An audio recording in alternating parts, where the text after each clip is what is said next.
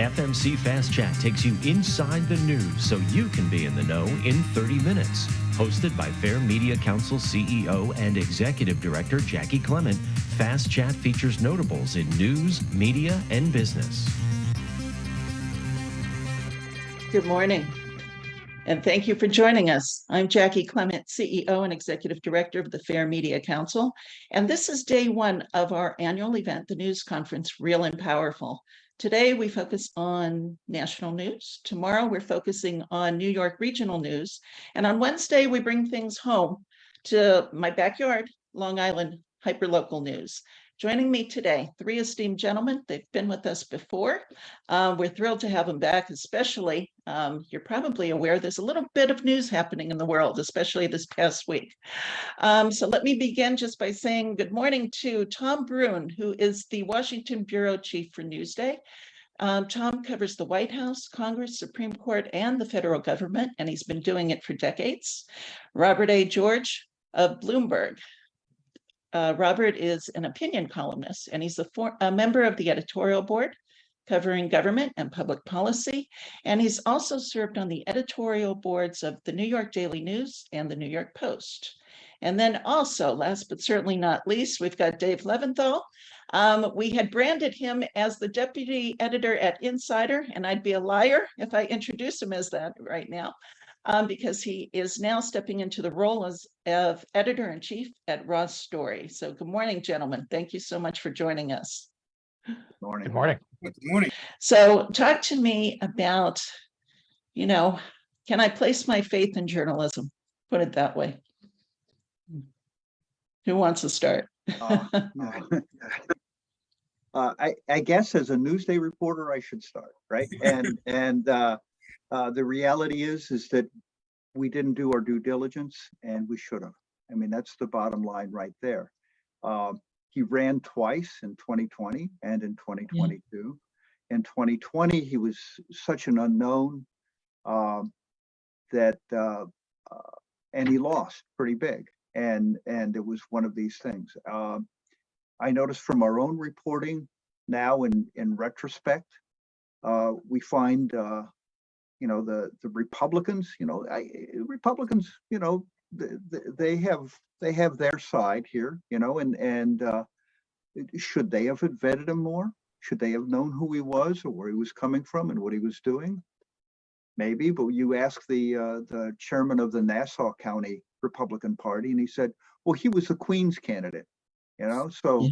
He bumps it over to Queens, right? So there's that, and I mean, there was actually Newsday's editorial page did raise questions about George Santos, particularly where did he live and where was he really coming from. So I mean, they did some of that, okay. And there was this what was the small paper that the North Shore Leader. Yeah, Grant Lally runs that, right? Yes. Yeah, yes. He was a former candidate for that office, and I suspect that he was more than happy to dig into this other guy who was running instead of him. But so there was that, and frankly, he was a candidate in Queens. Where was the New York Times? I mean, we can look at all these different angles, and I do think that journalism in this case did not do its job properly. But I also think the parties didn't do their job properly. It would seem to me that the parties would want candidates that they had vetted and that they knew something about. And it seems like the Oppo research should have found more of these things than it did. And so, there are a lot of checks that did not happen along the way. Now, in terms of what does that mean about news, it is absolutely true that the shrinking of resources for especially newspapers has really hurt some of our coverage. When I came to Washington in 1999, we had 15 reporters in the Washington Bureau. We had a researcher. We had 2 editors. We had like 5 columnists. We had a receptionist. That's how big the Bureau was. It's 2 people right now, right? Look at the size of local news. Every newspaper has shrunk in size, right? There's just not as much space, and there's not enough staff to do what we used to do back in our heydays, when there was money everywhere back in the 80s and 90s. I mean, those were the heydays. So I do think that's a real issue, and I wish we could do more. I am heartened by the fact that there are operations like these smaller news outlets, and a lot of them on the web now, and I see them like popping up everywhere. I mean, here in Washington, it seems like in the past year or two, so many things have popped up. You have Punchbowl, which is this very insidery kind of thing. You've got, Politico, you've got Semaphore now. Puck is another one. Yeah, Puck. So you have all these things coming up, and maybe that will fill the gap. And I'm very hopeful that it will. Yeah, I would agree with that. The cautionary tale there is that these new media organizations that have come up are, in a sense, almost more. They each seem to become more and more insidery, and we need to. And almost all of them are subscription based.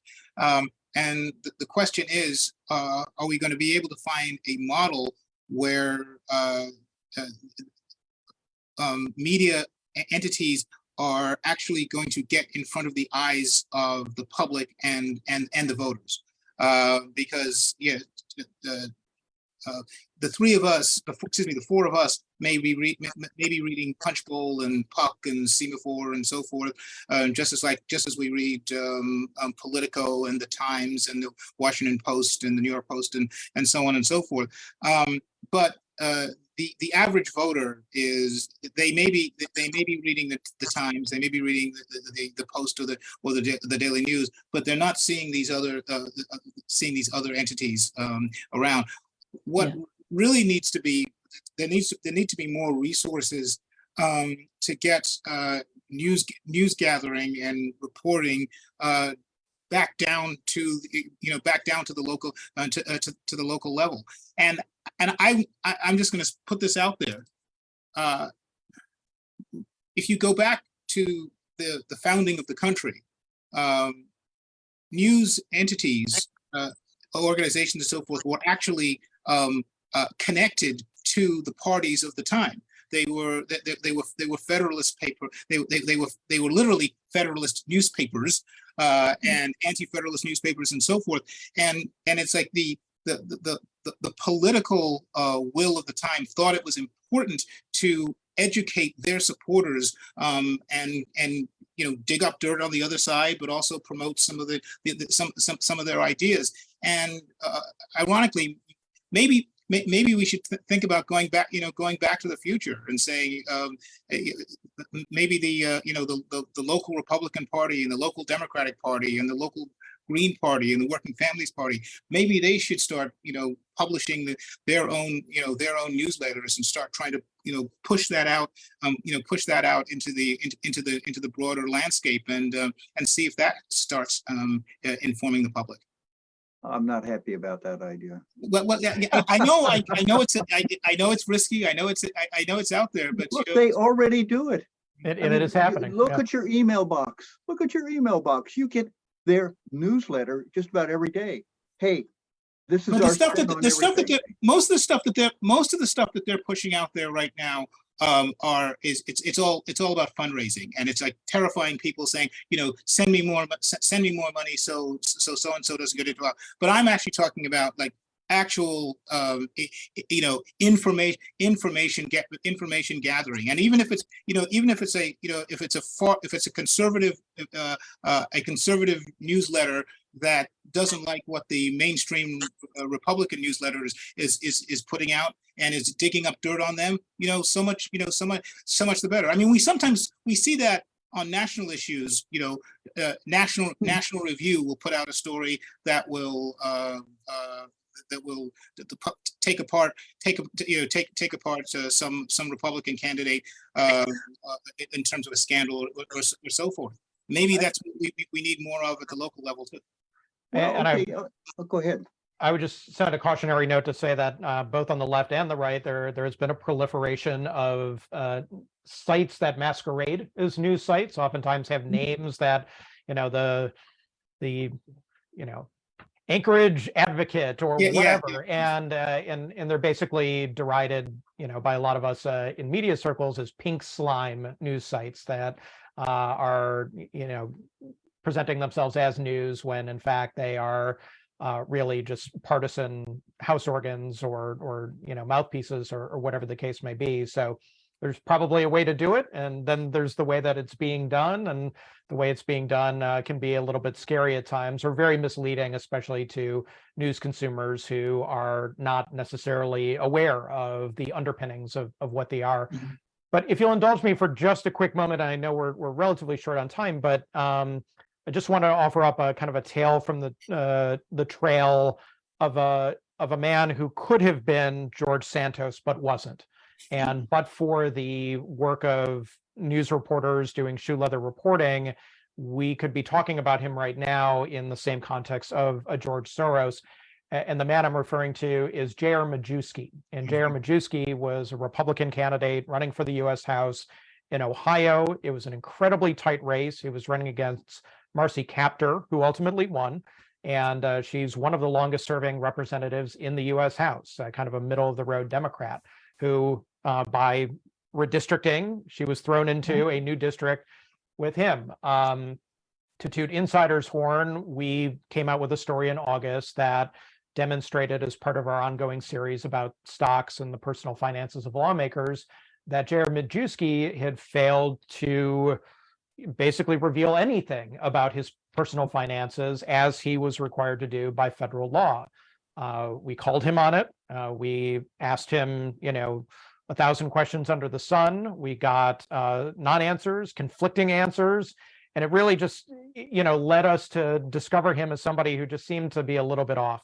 And then that led to a whole variety of other things that ultimately sunk his campaign, including some incredible reporting by the AP about misrepresentations he had made about his military service, despite the fact that he was running as a veteran and somebody who cared about the troops, but yet was effectively lying about it.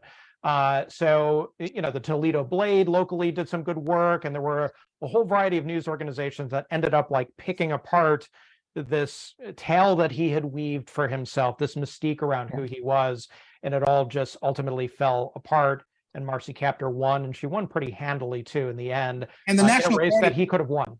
And the important point there is the National Party basically got so embarrassed that they abandoned him, and that cut him off. Yep. And that's kind of the important. That still shows the importance of the press to actually shine a light on some of these things. And the moral of the story is that if you are a local reporter, then basic blocking and tackling for candidates who you don't know, doing backgrounding on them, asking questions, doing that shoe leather reporting. And if you're a news consumer, since we're speaking to news consumers right now, ask these questions of the journalists that you know and you work with, and in your local news organization. Write in. I mean, this is not just even a two-way street, but multi-street intersections, and how news can get tips, can go to reporters can communicate back to readers. This is a contact sport here, and play it as such if you want to get good results from your news organization. And one other quick thing, speaking specifically of Santos, we at a national level, the media has become kind of so focused on ideology and quote issues that they don't do the necessary just basic background analysis or vetting of the candidates. It's not just what their issue is on abortion or taxes or what have you.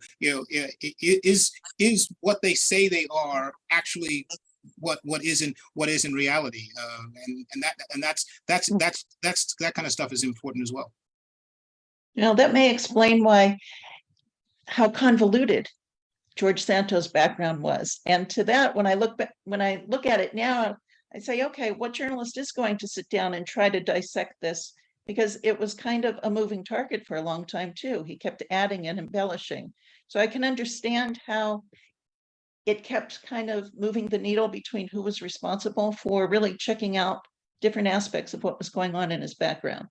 But now we are running close to time, and I want to wrap up with asking you not only give me a couple of key people we should be keeping an eye on for this next year, but also if you had unlimited resources back like it was in the old days, what story would you do that you've been wanting to do? So who wants to start with that? Well, I will on the first question. Person to keep an eye on is the governor of Florida, Ron DeSantis. Particularly over the, I think the Florida legislature meets, I think for 2 or 3 months. It'll be interesting to see what kind of measures that he signs into law, what kind of things that he sees as potential red meat to send a signal to the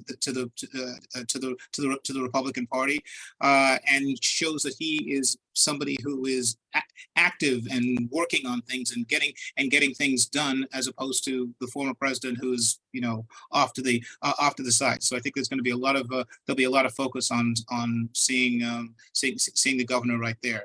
And as for unlimited resources, I think I'm going to punt on that one for right now. Come back to me if there's still time. Already. Well, I will start and say I'm not going to give Dave Levinthal my idea. So I will take a pass on that part too. But I will say that I think that we're going to be very focused on what's going on in Congress, because I think that's going to have a big impact, very possibly, on Americans' lives over the next year. There's some very crucial votes coming up, and we don't know how they're going to go. There's a potential for a partial government shutdown sometime this summer over the debt limit. There is serious discussion by the Republicans of doing putting on severe brakes on federal spending, starting with removing, the money that was passed to increase the number of IRS agents. There was about $46 billion that they were going to that Congress approved for that. That's one of their first items on their agenda, is to remove that money. Now, what's the problem with that? It's like starving the government of money as a way of shrinking government. And that goes way back to the Reagan era, right? And that's what they're going to be doing. So, I mean, there's going to be things that will have big impacts on people, and a notion of shifting from federal to local kind of spending. Okay, Dave? Well, I'll be an open book at my own risk. I would say the person who is worth keeping an eye on is Secretary of Transportation Pete Buttigieg, for 2 reasons. Number one, governmentally, he's going to be really the lead official in terms of implementing what has been a massive amount of infrastructure development that we're going to have in this country. So he's going to be playing a very pivotal role in making sure that that money is put to use as intended, and that the projects ultimately get done that have been funded by Congress and signed into law by Joe Biden. On a political front, Joe Biden has a big decision that he's going to be making pretty soon, whether to run for president or not run for president. If he decides not to run for president, and I think if you're a betting person, put your money on him running for a second term. But if he doesn't run, or if something were to happen where along the line and months down the road he had to withdraw, then there will definitely be a massive question as to whether Kamala Harris will just simply be coronated the Democratic nominee, or if she will have a fight on her hands, and Pete Buttigieg might be the person who could give her some political trouble. So a lot of ifs, ands, and buts there, but somebody who is not going to go away anytime soon and could very well be running for president of the United States in 2052 or 2060, and that would not be crazy given the fact that presidents of the United States are running in their 70s and 80s now. A story that quickly would have been written years ago that was written today? I mean, that's a hard one. I mean, I might have to go to something that we actually worked on a few months ago, which was the age of Congress and the age of government, the gerontocracy, if you will. And I think we saw a major development when Nancy Pelosi and Steny Hoyer and James Clyburn, the top three leaders of the Democratic Party in the House, they stepped back from their positions and basically said, we need to usher in a new generation. There is definitely a kind of a pivot point that we're having right now in a discussion around age and experience in government, for better or for worse, that is very compelling. And you have somebody like Maxwell Frost from Florida, a Democratic representative who just came in. He's 25 years old. I think he's just about turned 26 now.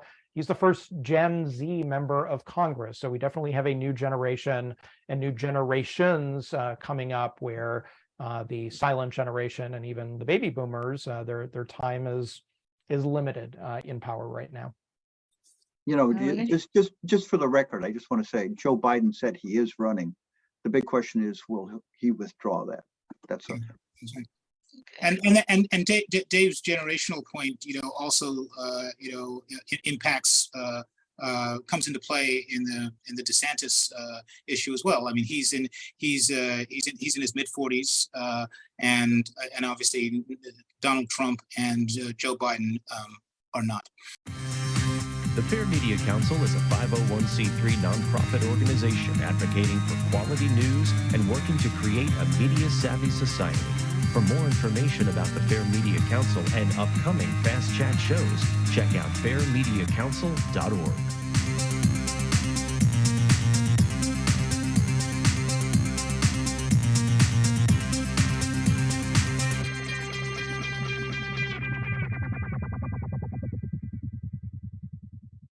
This podcast is a part of the C-Suite Radio Network. For more top business podcasts, visit c-suiteradio.com.